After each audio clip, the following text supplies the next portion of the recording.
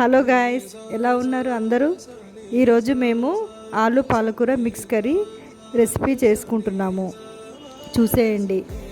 పాలకూర చిన్న చిన్నగా కట్ చేసి పక్కకు పెట్టుకోండి. తర్వాత ఆలుగడ్డ ముక్కలు కూడా కట్ చేసి పెట్టుకోండి.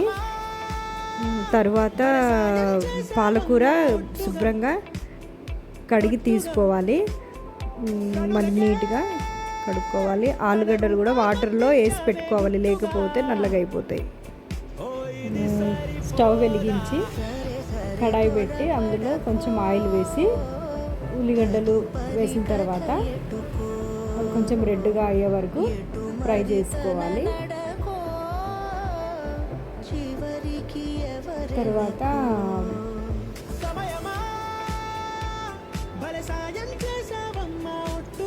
ఆలుగడ్డ ముక్కలు వేసుకోవాలి. ఆలుగడ్డ ముక్కలు కూడా కొంచెం ఫ్రై చేసుకోవాలి. అందులో కొంచెం పసుపు, కొంచెం కారము వేసి కొంచెం ఫ్రై చేసుకోవాలి.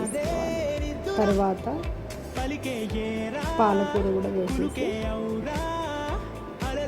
కొంచెం సాల్ట్ వేసి మనకు రుచికి తగినంత సాల్ట్ వేసుకొని మొత్తం బాగా కలుపుకోవాలి. కలిపిన తర్వాత మూత పెట్టేసి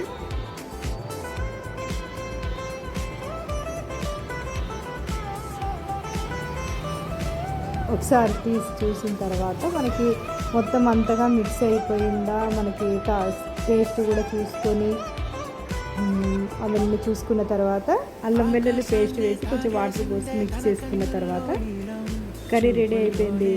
బాయ్ బాయ్.